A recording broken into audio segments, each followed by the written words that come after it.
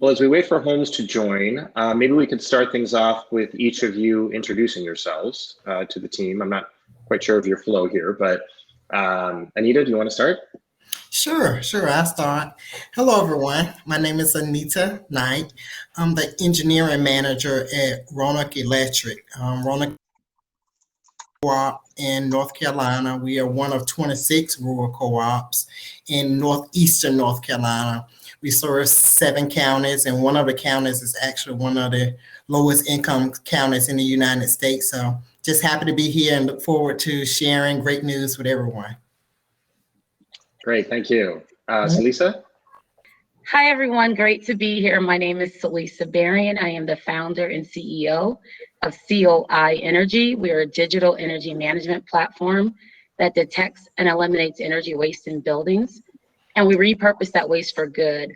And that good includes helping to optimize and balance the electric grid, improving energy performance in buildings, and also providing equitable access to clean energy solutions for marginalized communities. So super excited to be here.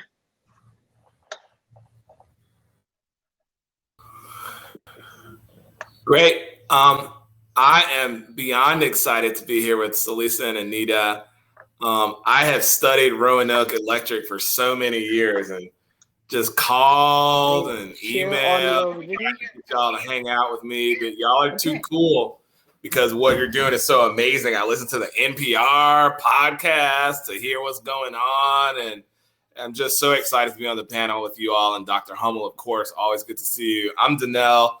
I run a climate tech startup focused on analyzing and financing electrification and decarbonization and energy efficiency in low-income buildings. We're out in New York and super excited to be here.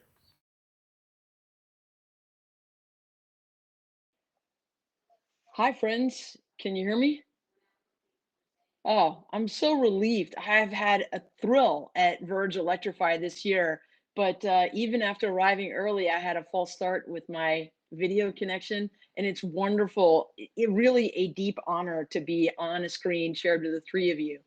In fact, this Electrify for All session for me is a great highlight because yesterday we saw an hour of plenary keynotes that called on every Verge Electrify participant to figure out how to make the title of this session for real.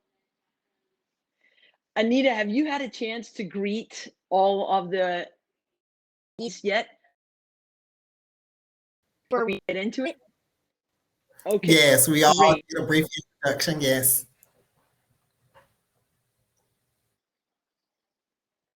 Well, my first question to each of you is how are you at making electrification for all real? How is your company making electrification for all real? Yeah, so I could tell you at COI Energy. SaLisa, would you like to go first? Sure.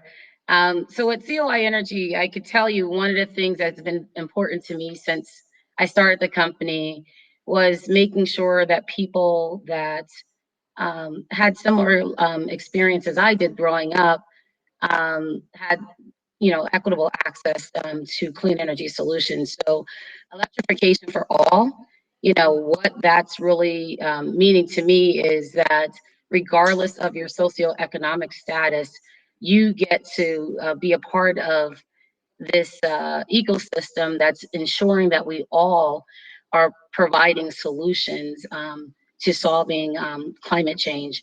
And so marginalized and underrepresented communities, they're a big piece of that. And a lot of times they're forgotten. So what we do with our platform is that we make sure that every KW that we save for businesses, we're able to provide a portion of that savings to marginalized communities to help ensure that they get access to electrification, to weatherization programs, to just your basic energy efficiency, or simply put, helping them pay electric bills where they don't have the funds to do that.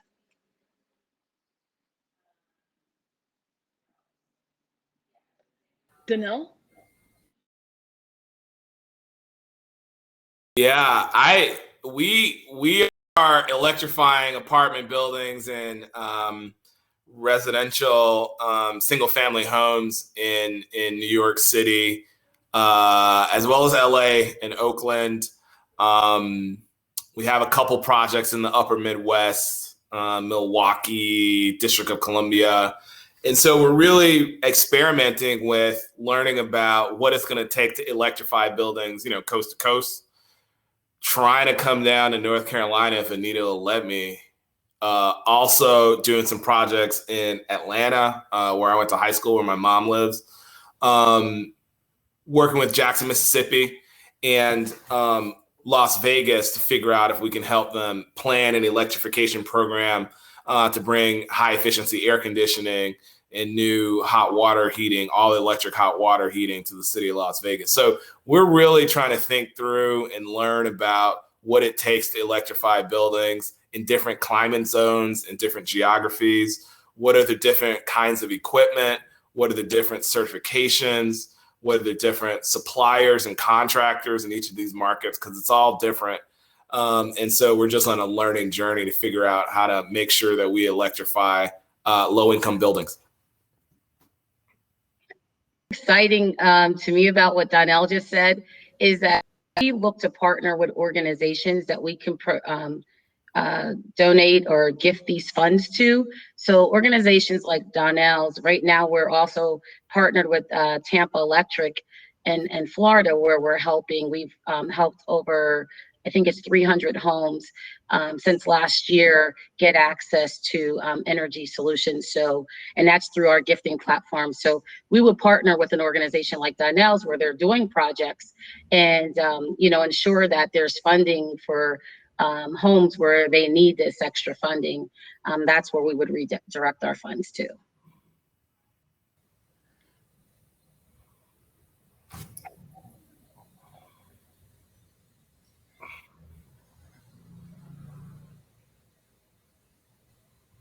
As entrepreneurs, both of you have had success rocking the chart.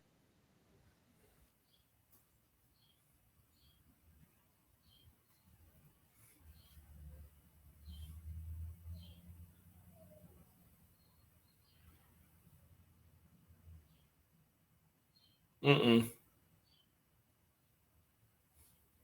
There you go. Am I back? Yeah. Hop in, man. Yes. It's always an adventure on a hop in. Sometimes you just got to hop out,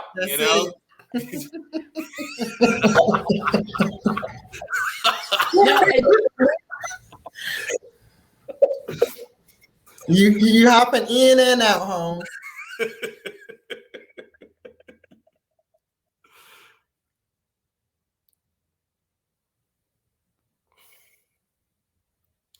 Holmes, Sydney is saying maybe turn your video off. I'm not sure for your audio. I don't know.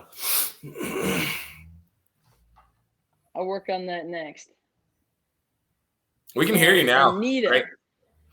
Good. I'm hoping that you will round out this first round of answering what is your company doing to achieve electrification for all. And in particular, I want to distinguish your company from, the Garden Variety S Company or LLC. So tell us a little bit about why Roanoke Electric's corporate form is propelling some of the work that you lead. Great, thanks, Home. Great question. Of course, we are rural co-op in Eastern North Carolina, so we can't go to the different areas like Donnel and SaLisa, but we have a great program to go on. We have as I mentioned before, that we serve one of the lowest income counties in the United States, and where the homes are, 50% of the homes are kind of stock build homes, 40% are manufactured homes, and 10% are like fabricated homes. These homes experience highly energy efficiency. The homes are aging very bad and they poorly constructed, and this is causing an income level with a high energy burden on our member owners. So in this case, we implemented an upgrade to save program, and it used the pays model that there's a tariff on the bill to kind of recoup the cost of going into homes and helping them, make it weatherize the home. Sometimes it's the roof that need to be upgraded. Sometimes it's the windows or the doors. But, the call comes in and say, okay, my energy bill is high. So, if that's the case, we go in and kind of help them figure out why is it high. And if it's high due to, the poorly constructed home or the home just being older home, we can actually make we have an energy investment savings that we can kind of incorporate to go in and do those adjustments, making those roofing changes and make those minor adjustments to the homes, and where there's a small tariff that the member owner may pay where we can recoup that cost. So it's working really great for us, and this kind of works great because it's inclusive, it isn't dependent on income, it isn't dependent on credit score, it isn't like a traditional loan with high interest rates, and that program is based on 3 basic pillars that hold that program together for us. One being the cost-effective model, which I mentioned, which is the pays model. The third being, do we have the capital available to make this investment? And then the third being, how do we recover this cost, that we make into the fixing up the member owner homes.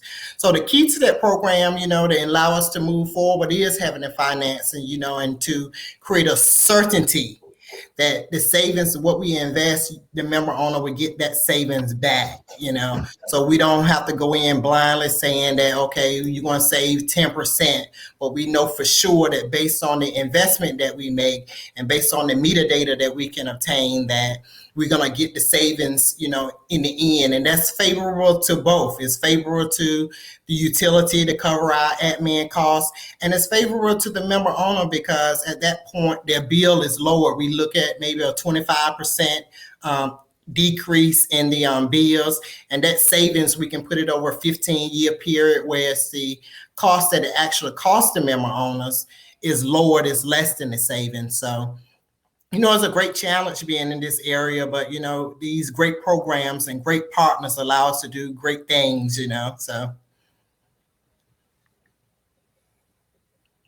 Anita, thank you. I'll come back to you about electrification in particular, because last summer I read a report that about 1/5 of the Roanoke electric customers that were reached with the no debt options for all cost-effective upgrades were actually choosing to switch away from their fossil fuel sources. And there was beneficial electrification as a result of the energy efficiency upgrades. Donnel was just talking about the project in Las Vegas, which sounded to me like kicking the habit of methane as a water heating fuel. Is that a premier example of how BlocPower is kicking the fossil fuel habit? Yeah, potentially. I mean, look, our view is people need to start doing what Roanoke and others have shown us the way. You need to start moving whole communities off of fossil fuels. We know that Sacramento's trying to do that. And we love to see when cities are saying, not only are we going to commit to 100% renewable energy by 2050 or 2040, but let's see some people start to make these commitments in 2025, 2026, 4 or 5 years to all the electric buildings, all electric cars. We know that that's what our kids and grandkids need us to do. And so we're trying to encourage mayors and communities that have that political courage to make commitments to move off of methane and other fossil fuels within 5 years. And that's going to create a data set and some case studies that allow hundreds of other cities around the country to follow that example. And so we're hoping over the next few weeks that we'll be able to announce a partnership with the city that's going to be 100% renewable, not in 15 years, but in 5 years. And think of all the resources and press and public-private partnerships and infrastructure capital from the Biden-Harris administration that's going to flow to cities that make these commitments, that they're going to be the first people to move off of fossil fuels in the next 5 years. And so that's what we're pushing for. We're hoping that Las Vegas makes that kind of aggressive commitment, but we do want to see them move entirely off of fossil fuels as soon as possible.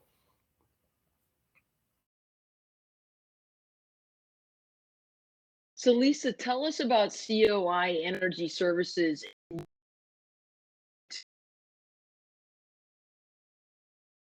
Not just energy efficiency, but also electrification. Yeah, so on our platform, what we're really doing is we're helping businesses manage their demand more effectively. So, as you probably know, 30% of the energy consumed in businesses is wasted. And so, if you just look at over the last few years, that was about $55 billion a year of waste and over 300 million metric tons of carbon being emitted into our environment just because people didn't know what they were doing. So what our platform does is we give these real-time insights on how they're utilizing their energy, where there's waste, and then we're detecting that waste and giving them control to make changes immediately. So not just saying, I'm going to give you real-time information and then you figure out what you need to do. We're actually helping those businesses do the work in a very seamless and simple way in order to impact their bottom line, but also when they impact their bottom line, they're also helping support the electric grid, because now the grid doesn't have to worry about bringing on peaking plants to cover loads that really aren't loads that are warranted, because it's waste. And so those are the things that we're working on with the utilities that we're partnered with, and in addition to the businesses that we have on our platform. So it's really all about the business and giving them that visibility so they can see how they're performing. And then once they know, it's like on average, a business is saving 30% on our platform. And that's average. So you got folks that can save more, and just because there's so much work to be done. And so that's kind of what we're doing, and we're helping businesses also monetize energy equipment, so they can utilize that equipment to help the grid in other ways. So everyone knows the traditional way of demand response, and so we're a holistic demand management platform. Demand response is just one portion of that, but we look at all types of electric equipment and how we can make sure that we are optimizing the usage of that equipment, thereby reducing the amount of waste that's happening in those businesses and on the grid.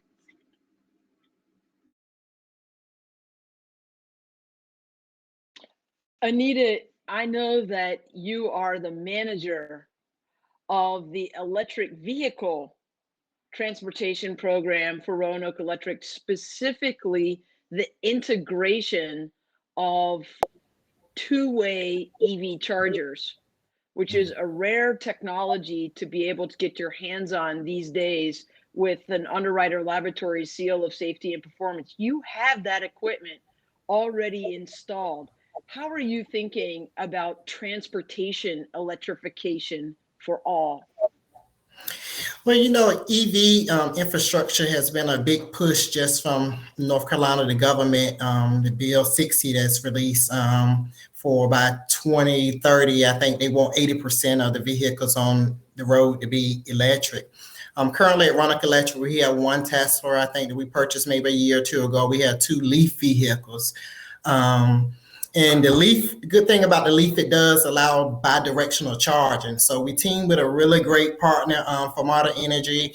We have a vehicle-to-grid technology. It's really a vehicle to building right now as we are proving the technology so that we can move into a more commercial area with it.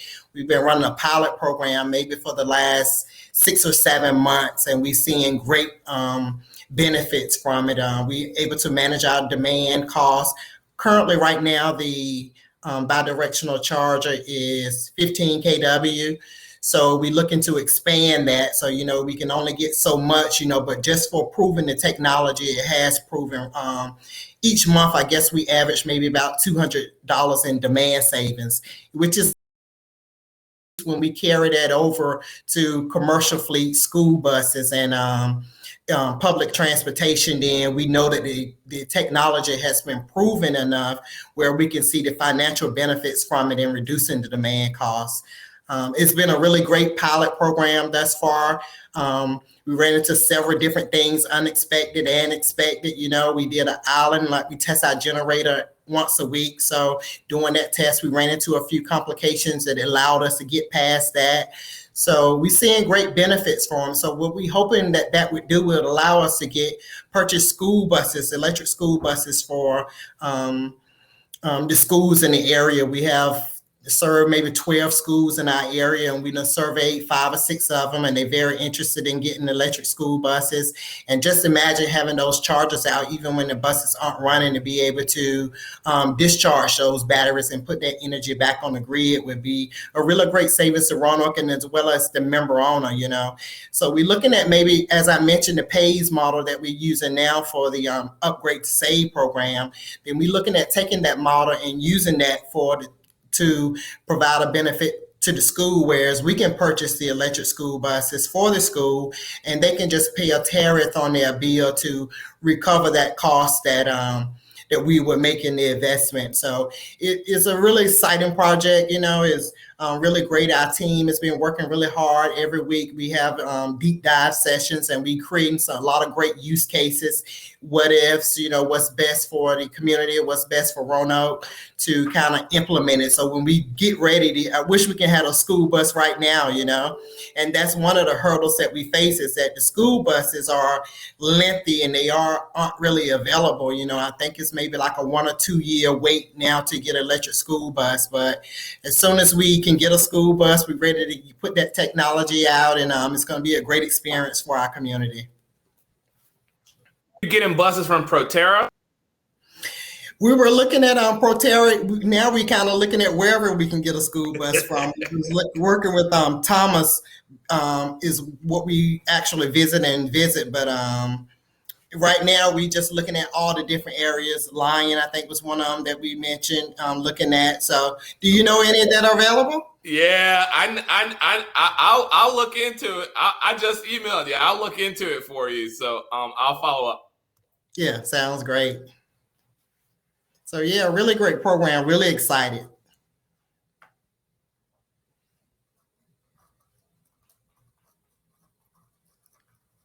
Did we lose Home again? Home, I think you're on mute.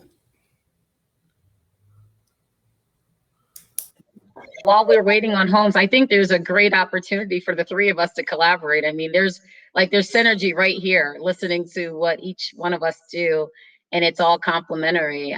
So sounds like there's a gangbuster opportunity. Well, one of the things that was really interesting to me, I was reading about the Ford F-150 announcement. I don't know if Holmes is going to ask us about this, but one of the things that people in Montana and Wyoming were excited about was that the batteries in the trucks can provide backup power to your house. So if you run into a situation like you did in Houston, now you have your truck there to provide backup power. But of course, SaLisa, you can also use that truck to do some demand response management, I imagine. And so the role that electric vehicles could play in our communities as backup power and or providing demand response revenue could be significant, right? Yeah, and you raise a really great point, Donnel. That's one thing we are looking at as well. We're working with our emergency management teams, and trying to get into get into the space where we can provide that backup power in emergency situations. No power, we can maybe take a EV out, or we can take a battery out and supply power, temporary power. So that's kind of where we head and get into the market of providing emergency backup power for a whole community. It's pretty interesting.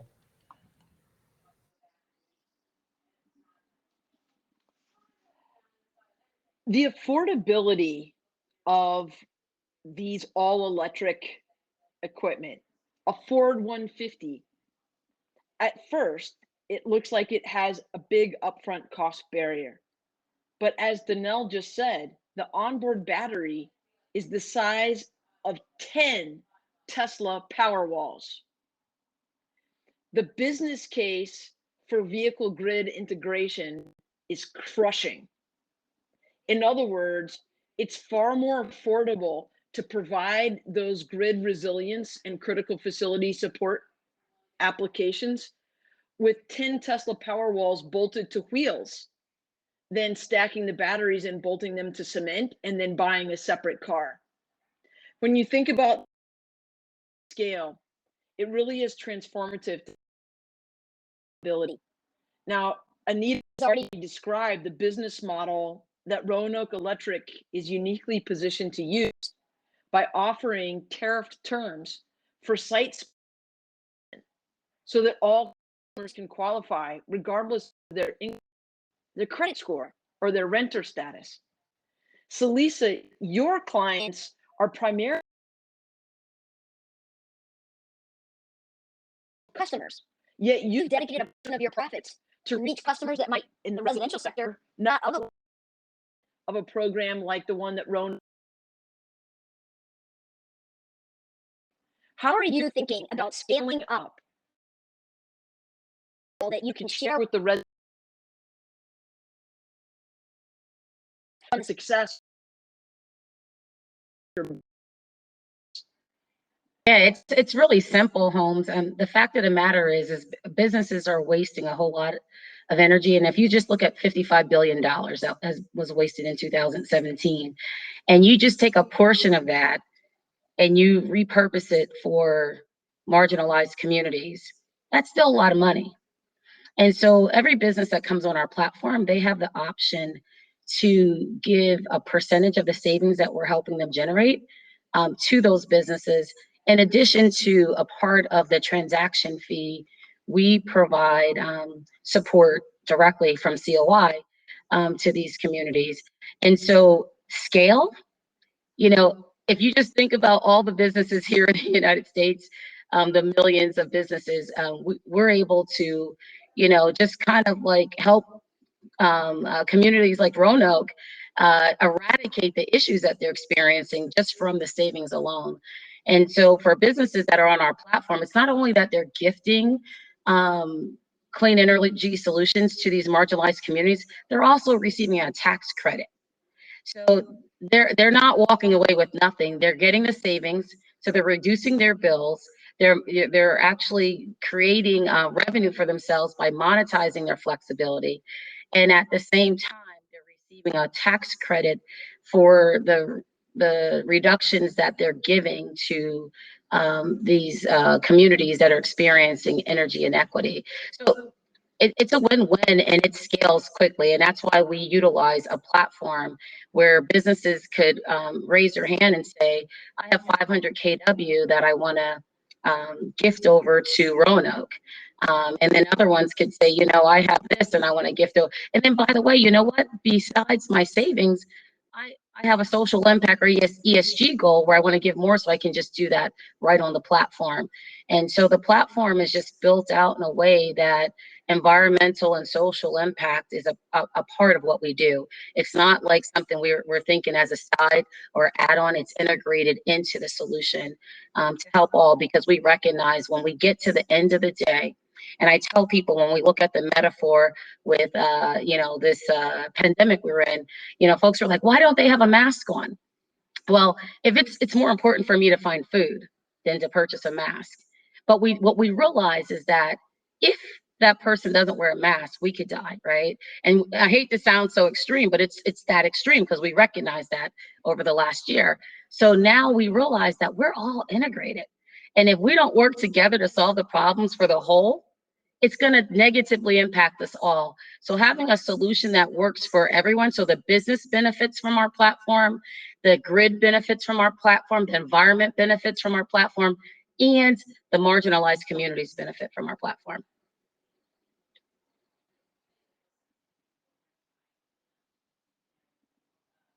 I love seeing the nods around this room.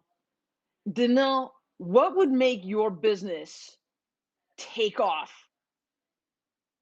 What's the super surge that Verge Electrify participants might be able to help align? Well, I think there's, yeah. Thank you, Dr. Hummel. I think there's two two parts to that. One is a data part and one is a construction services part. So we need to aggregate and analyze data from a data science perspective on 120 million buildings across the country, right? So every building that's basically not a skyscraper or a factory, we need to analyze how feasible is it, given government data and publicly available data, what's the feasibility of electrifying that particular building? And can we assign it a score, right, Holmes? So if I'm about to buy a home anywhere in the country, I know how much savings and how much cost would be incurred for me to electrify that building and how much greenhouse gas I could save, right? So scoring 120 million buildings across the country from an electrification perspective and feasibility analysis, I think is really important. And that's going to take a whole community of people to do that. You know, even if you're Google, it's hard to figure out how to do that well and accurately in a way that a mortgage lender can feel comfortable investing behind. So that's one.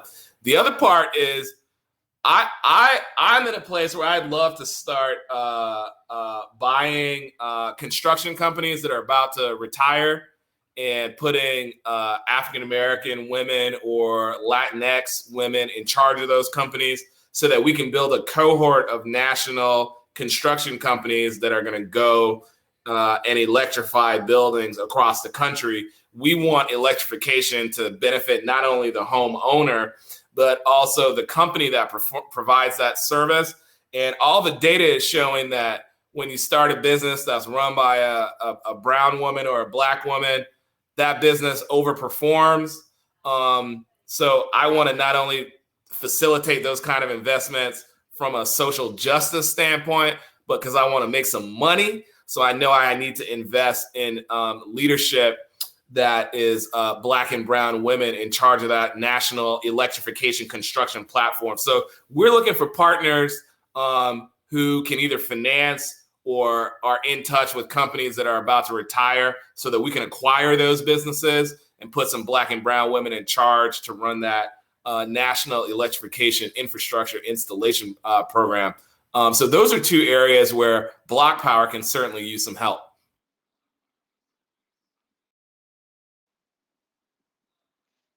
That's dynamite. Anita, I'm interested in a similar question for you from a community perspective. You have thousands and thousands of member owners. They live across 5 counties that are recognized by the federal government for a depth of economic distress that hasn't broken in 30 years and maybe 100. What is it that would make it possible for the secret sauce of Roanoke Electric success to spread?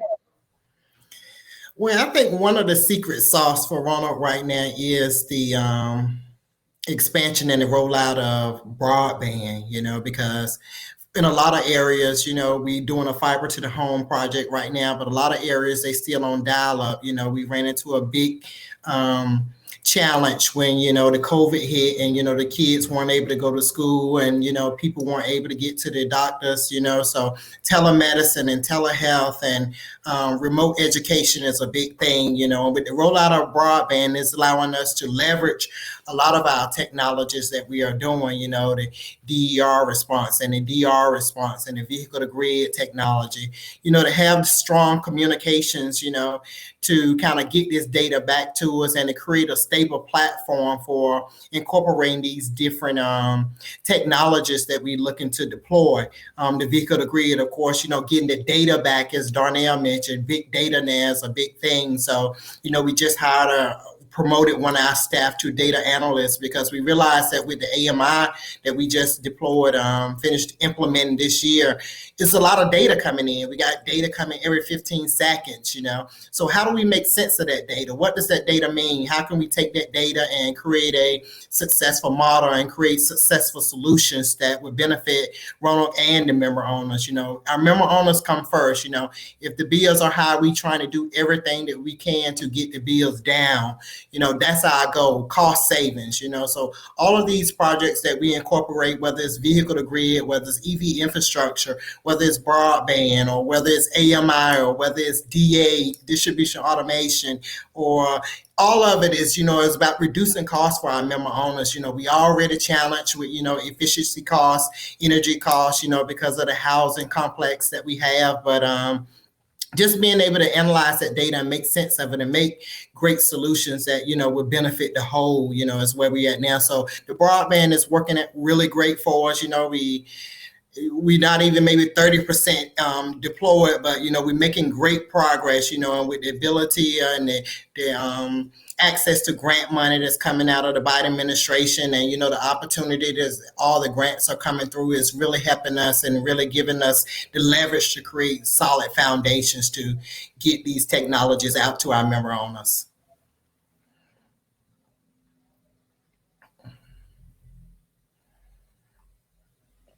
I've seen that Greg Kerwin, the dozens of folks who have joined us to already take a survey about how outstanding each of you already is.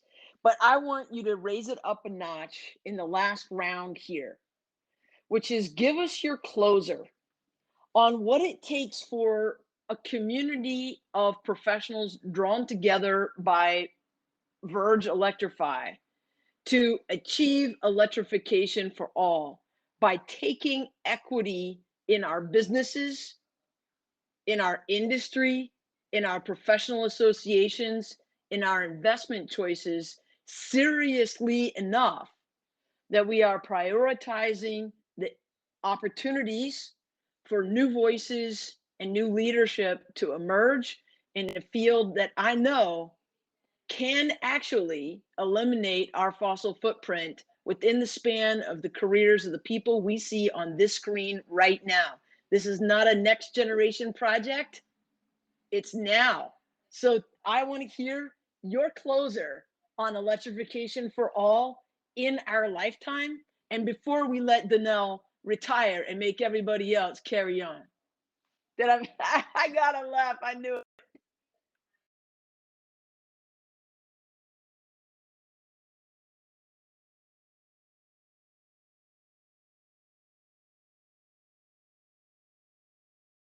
So who's gonna go first? SaLisa, Anita, me?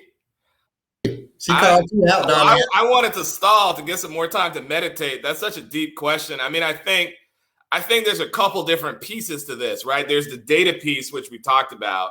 There's the need to attract millennials and people of color into tech-enabled construction. So we don't need the same old construction processes before that we use in the fossil fuel economy. It's 2021. Like, we got augmented reality. We have digital building models that are 3-dimensional or even 4-dimensional. You could have your electrician, your construction project manager, and your plumber looking at a building project that they're electrifying from different perspectives across a timeline. And that work plan is agreed upon by all 4 of them digitally in augmented reality. And as one of them is walking around the building, it's updating the data and uploading to the cloud so that all of them can see that the construction progress is occurring in augmented reality in real time, so that we can streamline a lot of the nonsense that happens in construction today. So not only do we want to change the color of construction, but we want it to shift to a tech-enabled foundation. So that's one piece that can and should happen. We know that Wall Street is willing to provide trillions of dollars of infrastructure money. Again, not because it's the right thing to do, but because they've lost so much money in oil and in gas, and in part due to a lot of the work that you've led, Dr. Hummel. And so the infrastructure teams at these big investment banks, alongside the renewable energy teams, is willing to make investments in electrification at scale. We also know that corporate America is willing to make some investments as well. So I think that we really need to come together and have a conversation. I think the last 10 seconds I'll say, I remember on January 6th, before all the protesters went crazy and rioted and took over the Capitol building, I woke up early that morning and saw that my home state of Georgia, where my mom lives, that Stacey Abrams and the African American community down in Georgia and the Latino community had turned out to vote, and therefore the Democrats had taken over the Senate. And I remember feeling such a sense of gratitude to Stacey Abrams and all the Black Americans and Brown Americans that were down in Georgia who had worked so hard to turn out to vote and who had won that election, meaning that we could have a sane person in control of the Senate. That same feeling of anticipation and gratitude that I felt to Stacey Abrams and the African American community, I know that a bunch of people, no matter what color they are, felt the same way that morning, all that gratitude to African American leadership, frankly. And that's the same concept of what we need in building electrification, where it is actually people of color who are going to lead this movement and lead this transition. And despite the normal way that climate change conversations, investments, and policies occur, it is actually brown communities and Black communities and women who are going to lead this fight and lead this charge. And if this change happens, it's going to be because of SaLisa and Anita and people like that all over the country, just like the change that Stacey Abrams led politically. So that's my thought. I'm gonna go back on mute since y'all put me on the spot. It was all about you. She led that. She like put you up there and said, he's here, he's on the pedestal right now. Go ahead, Donnel. But to add to what Donnel was saying, I mean, everything I totally agree with. And when we look at electrification for all, it's very simple.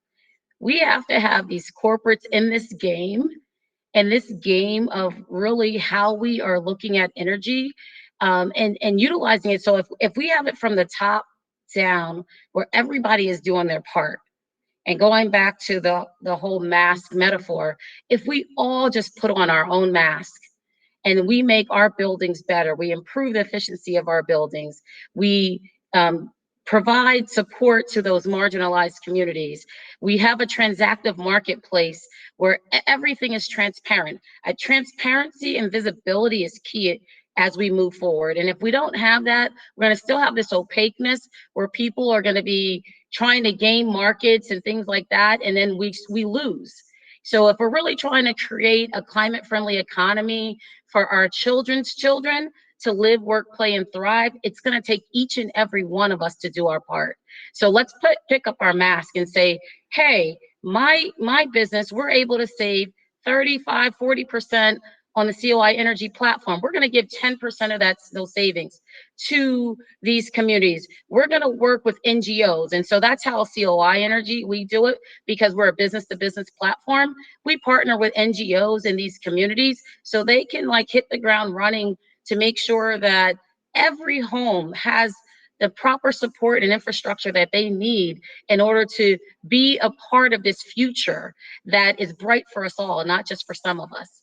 And so that's the key: transparency, visibility, put on our own mask, and we will get there.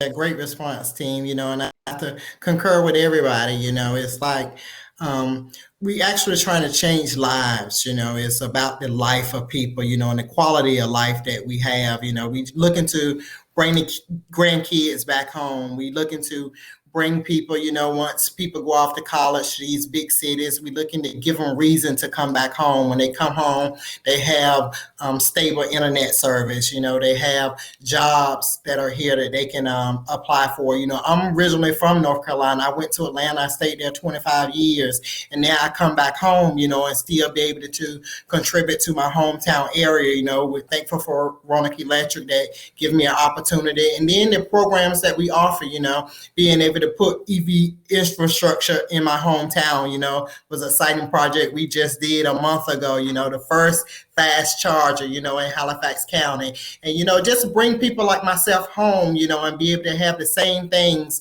that I experienced in Atlanta, I can have those here, why should we live any differently? You know, where's Uber Eats, or where's DoorDash, or where's stable internet service? You know, where's you can go to school online, where's you don't have to go to a big city to see a doctor. You can see the same doctor here in rural North Carolina. So, you know, it's about changing lives, you know, and just being able to offer people the sense that, you know, you can do things anywhere you are. You can make change where you are in your home, you know, and it's about, like SaLisa said, it's about being transparent, you know, and being open and being able to, you know, bring everybody to the table and bring all the ideas to the table, you know, all kinds of people that, you know, all of us bring great value, you know, and when those different minds come together, we can do great things. And that's all we want, is just to change their lives and bring our kids home and allow them to do great things. Hey, just as I am doing it with Roanoke. So, you know, hey, if we can do it,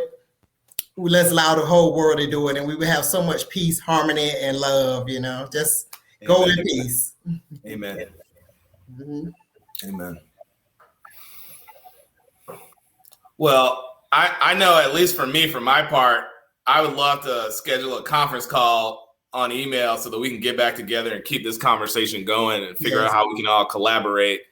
And Dr. Hummel, I don't know if you're going to be able to get back on, but I just want to thank you for bringing us all together, and the thoughtfulness and the great questions that you have for all of us, because I think we were able to have some real, you certainly surprised me with some real questions. And I'm looking forward to collaborating with all of you so that we can electrify this country and show everybody that we mean what we say, and that this is how you do it. So it's so great reconnecting with you, SaLisa, and meeting you, Anita, and Holmes. Always good to see you and be here with you. And looking forward to working with all you guys soon. Yeah. Thank you. Yep. Thank you, guys. Have a great one. You too. Thanks. Thanks, Holmes. Bye-bye. Thank you. Thank you. Thanks, Holmes. Mm-hmm.